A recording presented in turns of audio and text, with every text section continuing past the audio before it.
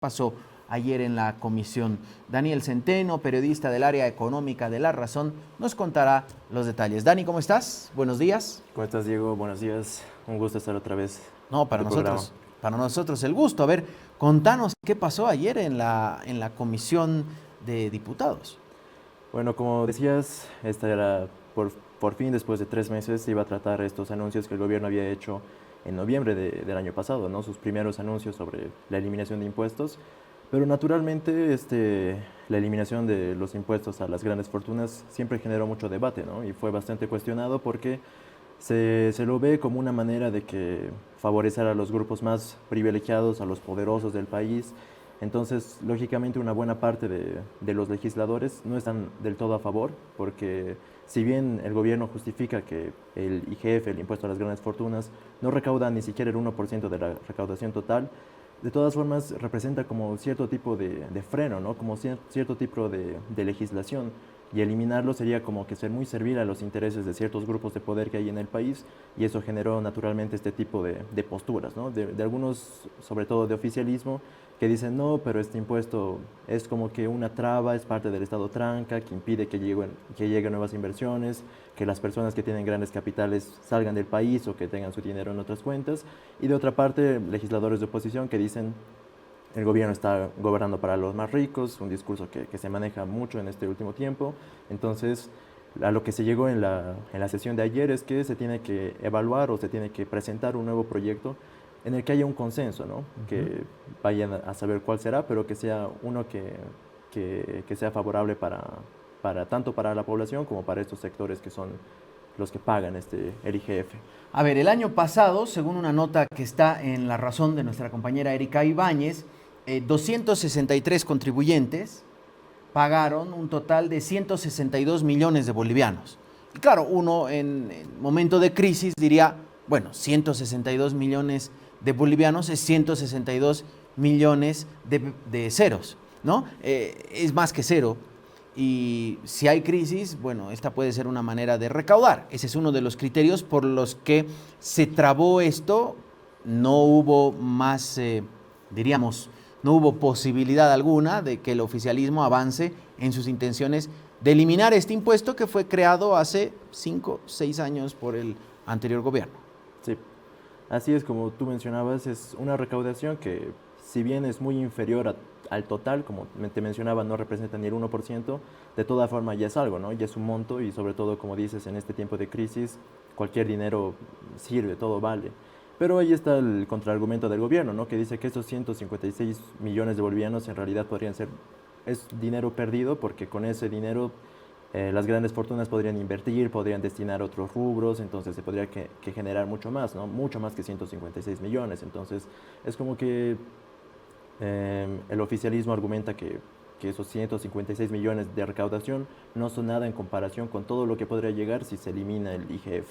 Bueno, me acuerdo en la conferencia de prensa el presidente llegó a decir que nunca se explicó de dónde salió esa cifra, porque hemos escuchado una danza de cifras en todo este tiempo, 2.000 millones de dólares que se fueron, ¿no? Que se fugaron debido a este impuesto a las grandes fortunas. Entonces, me imagino que hacen referencia a que esos 2.000 millones podrían volver y ser invertidos en mayor producción de algo, digamos. Sí, así es. Es un poco los datos antojadizos que maneja el gobierno, ¿no? Que de repente te tira 60.000 millones de dólares que fueron robados, 2.000 millones de dólares que se fueron.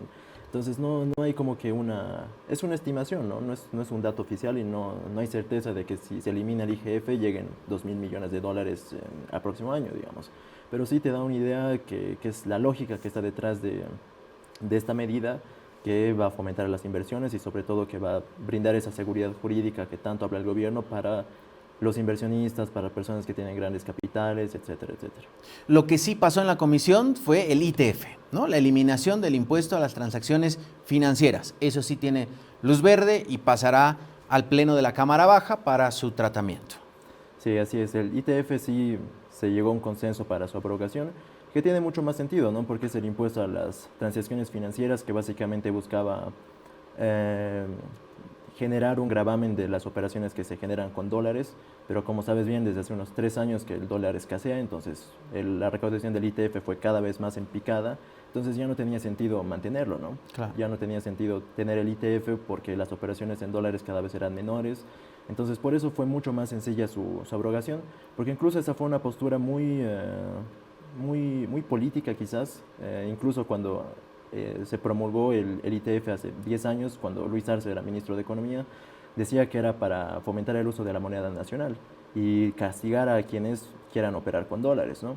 Entonces, naturalmente, ahora el gobierno, con una postura económica totalmente diferente, y como te digo, con un contexto en el que ya no hay dólares, ya no hay transacciones financieras en dólares, o al menos ya no en los montos que se podía haber hecho hace 10 años, entonces ya no tiene sentido tampoco mantener el ITF, ¿no? Claro, recién anunciaron desde el gobierno también la devolución de los ahorristas que tenían sus cuentas en dólares, los que tengan hasta 1,000. Imagínate, si quería sacar los 1,000 tenía que pagar, ¿qué? $3. O sea, le devolvían 997, ¿no? Sí. Con este ITF.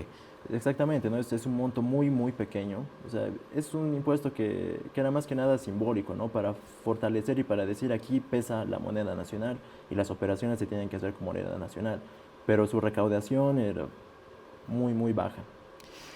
Otro punto que se trató en la comisión y que también tuvo luz verde fue el del IVA en el caso de los carburantes, ¿no? ¿Qué significa esto, Dani? Bueno, básicamente antes solamente se pagaba o se contabilizaba, por decirlo de una forma, el 70% de los gastos por combustible, ¿no?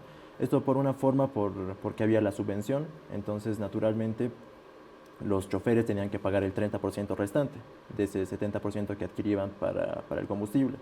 Pero como ahora los precios del diésel y la gasolina se dispararon, entonces esta medida resultaba un poco contraproducente para ellos, ¿no? Porque además de pagar ese 30% restante en impuestos, tenían que pagar el 70%, pero a un precio más elevado de combustible, ¿no? Entonces ya no tenía sentido mantener esta medida porque ya no hay subvención. Antes, si había la subvención, entonces tú podías pagar un 30%, o sea, ese 30% directamente impuestos, porque el 70% restante estaba subvencionado, ¿no? A un precio bastante bajo. Es decir, si alguien cargaba, vamos a ir al ejemplo más fácil, 100 bolivianos de gasolina, el crédito fiscal para descargar después en impuestos era solo por 70 bolivianos. Sí. ¿No? Ahora va a ser por los 100. Ahora va a ser por los 100. Que eso representa que el 13%, 13 bolivianos, que le sirve para su descargo.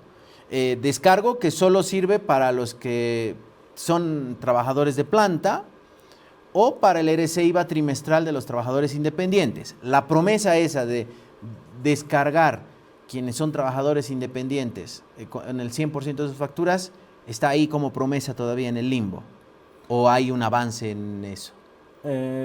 Como justamente ese era uno de los principales puntos, ¿no? Del decreto 5503 que finalmente fue abrogado y quizás quedó un poco en el limbo, ¿no? Cuando en realidad era una propuesta interesante que beneficiaba a una buena parte de contribuyentes, pero por ahora no se lo está tratando como tal, o sea, no hay un proyecto de ley que esté en comisión o que ya esté siendo analizado, pero seguramente en su momento el gobierno también va a intentar presentar de una forma un poco más estructurada esta promesa, como le dices.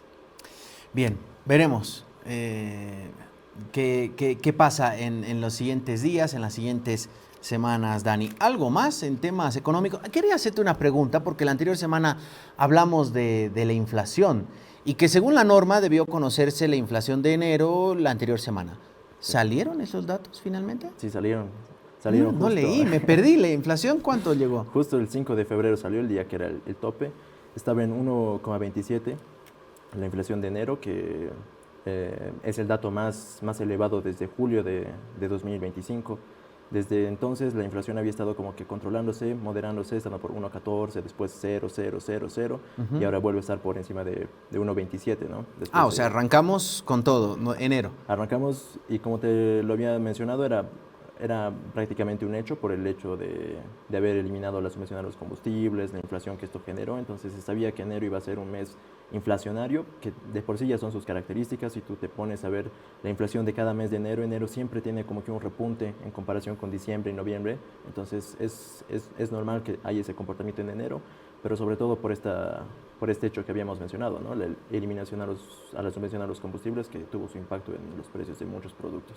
Bien, 1,27 entonces la inflación de enero. Mira, me perdí cuánto era la inflación. Por eso es bueno que vengas seguido, Dani, para hablar de eso. Gracias, Dani.